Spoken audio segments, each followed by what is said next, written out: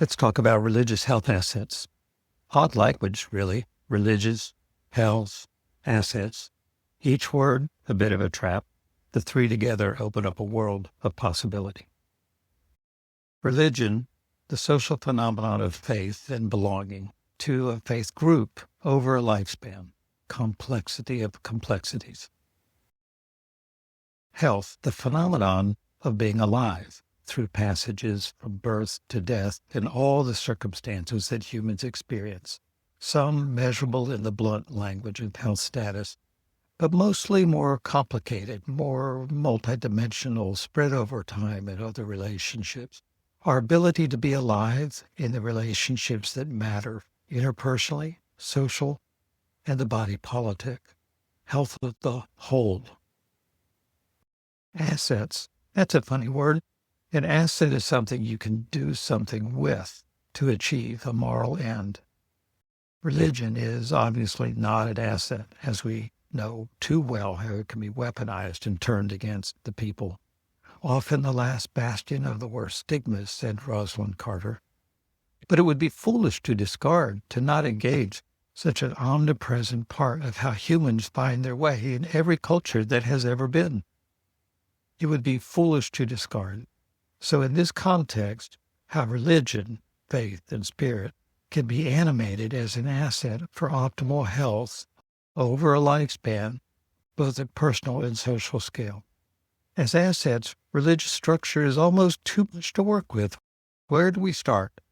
Somewhere north of 200,000 congregations just in the United States, one within walking distance of almost every neighborhood, and ironically, in the toughest neighborhoods, often one on every corner. What could they do for health? What could they do for health if strengthened and aligned with imagination by thoughtful health professionals? We've discovered that these social structures called congregations have 8 strengths that make engagement possible and fruitful and prevent instrumental manipulation by professionals who stumble over them like they might a garden, not realizing where they were standing.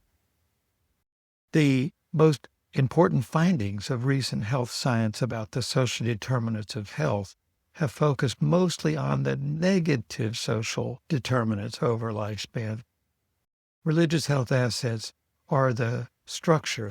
Think of it as a trellis if we can engage the positive social determinants and include all the ministries and not-for-profit organizations that are created and sustained by people of faith, a huge fraction of the not-for-profit network in every neighborhood, state, and nation, and include the actions of individual members motivated by their spiritual commitment, sometimes to function within existing structures such as hospitals or public health work, and sometimes by creating entirely new structures to advance the health of the whole people that God so loves as new technology or possibilities become possible.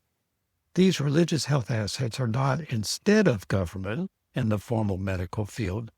They were often here first, creating the politics that made these other institutions possible. They are assets to be aligned, engaged, strengthened, and included in overall strategy by wise leaders and workers. Assets are for hard work in the toughest neighborhoods. This module is designed to make them visible, approachable, workable, for we have work to do.